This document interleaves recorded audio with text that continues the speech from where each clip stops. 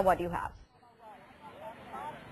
Well, this is as far as the CAG report on the ultra mega power projects goes, Avan. We've had a look at the document, and what it seems to indicate is the fact that there has been favorite treatment to Reliance Power by the Power Ministry. Now, very clearly, the CAG report indicates that according to the bidding document, remember, Reliance Power currently holds 3 UMPPs, Sasan, Krishnapatnam and Tilaya. And according to the bidding document, the coal that was allocated to them, 3 blocks, Mohar, Amlori, as well as Chhatrasal, should only be used for ultra mega power projects, that is the one at Sasan and Tilaya. Now, Reliance Power has been given the nod by the Power Ministry as well as an EGOM later on to use surplus coal and divert it for its other project at Chitrangi. Now, we've given to understand, we've looked at the CAG report, it says that this is favouring Reliance Power, and Reliance Power could benefit to the tune of close to 29,000 crore rupees as a result of this a figure estimated over the next couple of years.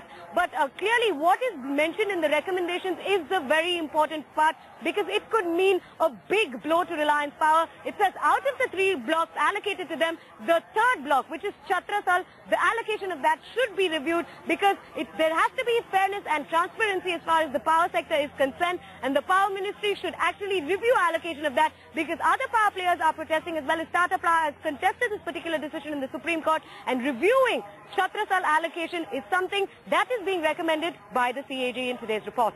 Nitya, everyone is debating the numbers CAG has arrived. Have they put any more details on how are they arriving at these numbers? Well, that is something, remember, it's a 60-page document. We are still to look into the fine print of this particular deal. But there has been some kind of calculation that they've linked to the bid tariffs for both Sasan and Tilaya, as well as what they've signed in terms of with individual states like Madhya Pradesh, Uttar Pradesh.